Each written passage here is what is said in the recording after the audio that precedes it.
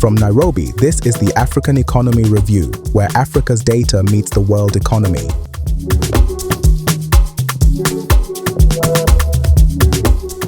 From Nairobi, this is Gabriel Wekesa. I'm an information influencer with Infobroker World, and my work focuses on one central task: translating economic data into understanding and market movements into meaning.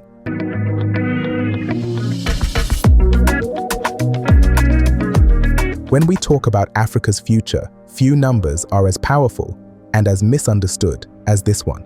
By 2030, Africa's agriculture and food market could reach a value of $1 trillion.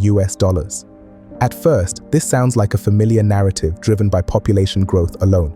But the reality is far more complex. What is unfolding across the continent is a structural transformation in how food is produced, traded, and consumed, shaped by urban life, income dynamics, and deep economic contradictions.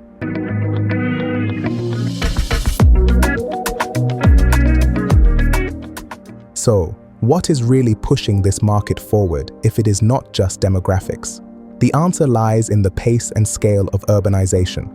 Over the last 30 years, West Africa's population has doubled, but its urban population has almost quadrupled. Cities are expanding faster than supply chains can adjust, and this shift fundamentally changes how people eat. Urban households spend significantly more on food than rural ones, not only because they earn more, but because city life changes daily routines, time constraints, and expectations around convenience and quality. As incomes rise and urban lifestyles take hold, diets evolve. Consumption moves away from basic staples toward protein-rich foods, fresh produce, and increasingly toward processed and packaged products. Cooking time becomes an economic cost, not just a household decision. By 2030, food demand in West Africa alone is expected to approach $480 billion. This is no longer a story about food security alone. It is a story about consumer markets emerging at scale. But here, an uncomfortable question emerges. If demand is growing so fast, why does Africa remain so dependent on imported food? Despite its vast agricultural resources, the continent continues to rely heavily on global markets. Between 2021 and 2023, Africa imported food worth nearly $100 billion. Countries such as Egypt, Algeria, Morocco, and South Africa dominate these import flows, particularly in staple commodities. The dependence becomes even more striking when we look at what Africans actually eat. Wheat, maize, and rice account for around 60% of all calories consumed on the continent. In sub-Saharan Africa, food imports are expected to reach $65 billion by 2025, with cereals alone making up more than $20 billion. This creates a structural vulnerability. Food prices become tied to exchange rates, shipping costs, and geopolitical shocks, turning global volatility into local inflation almost overnight. Yet even this picture is incomplete because much of Africa's food economy operates beyond official statistics. What if the continent is trading far more food internally than we think? New OECD-backed data suggests exactly that. Once informal and unrecorded flows are included, intra-regional food trade in West Africa alone is estimated at around $10 billion per year. That is roughly 6 times higher than what official trade data suggests. This so-called invisible market is as large in value as all of West Africa's imports of rice, wheat, and palm oil combined. Nigeria sits at the center of this network, absorbing close to 2/3 of regional food inflows when informal trade is taken into account. What appears on paper as fragmentation is, in reality, a dense web of cross-border food movements operating outside formal systems. The challenge is not the absence of trade, but the lack of scalable, transparent structures to support it.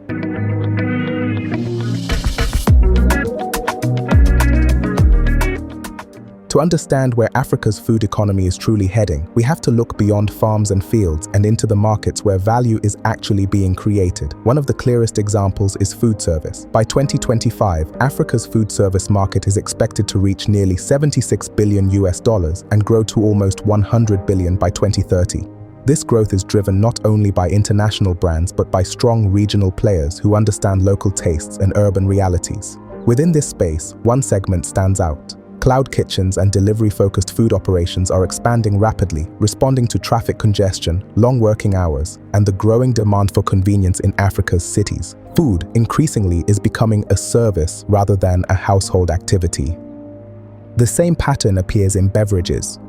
While soft drink volumes grow slowly, market value increases faster, reflecting premiumization and brand differentiation. South Africa dominates exports, but new consumption cultures are emerging across the continent.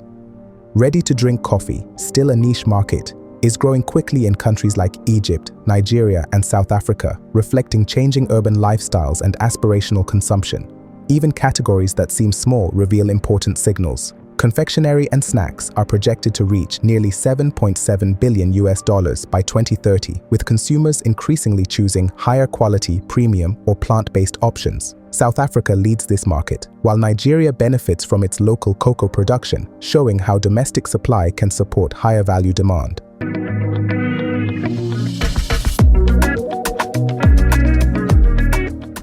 Behind all of this growth sits a quieter, often overlooked industry. As processed food consumption rises, so does the need for packaging. Africa's packaging market is expected to grow from around $45 billion in 2025 to more than $56 billion by 2030. Plastic remains dominant, but regulatory pressure is accelerating the shift toward paper-based alternatives. Packaging, in this context, becomes a marker of industrial depth and value chain maturity. Of course, none of this plays out evenly across the continent. South Africa remains the processing and retail anchor, with integrated supply chains and a highly concentrated supermarket sector. Nigeria, despite its population size, lags in packaged food consumption due to inflation and import dependence, yet still shows some of the fastest growth rates in emerging segments. North Africa follows a different path, acting as both a major importer of staples and a strong exporter of fruits and vegetables, particularly in countries like Morocco and Egypt. All of this brings us to a decisive question. Africa's food economy is no longer waiting for demand to appear. It is already here. The real issue is whether local value creation can scale fast enough to meet it. The African Continental Free Trade Area offers a historic opportunity to formalize invisible markets, reduce regional trade barriers, and transform fragmented systems into integrated regional industries. If this opportunity is missed, Africa risks becoming an even larger consumer market for global food corporations, while local agriculture remains trapped in low productivity. The data leaves little room for doubt. The demand for safe, processed, and convenient food is not a future scenario. It is shaping daily life right now in the cities of Lagos, Nairobi, Accra, and beyond.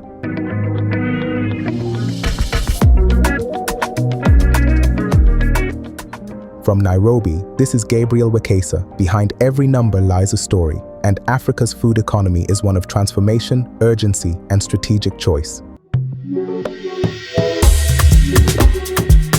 Thank you for listening to the African Economy Review, where Africa's data meets the world economy. If you'd like to explore the figures, charts, and insights behind today's discussion, you'll find detailed references and contact information in the show notes. You can also follow the latest updates and analysis on infobrokerworld.com and through our official social channels. I am Gabriel Wakesa, a virtual information influencer from Nairobi, powered by advanced AI voice technology. My voice and commentary are AI generated, designed to bring clarity and data-driven storytelling from an African perspective. If you found value in this episode, please share it, subscribe, and leave a short review. It helps more listeners discover how Africa's economies connect with the global landscape. Until next time, clarity through data and perspective through understanding.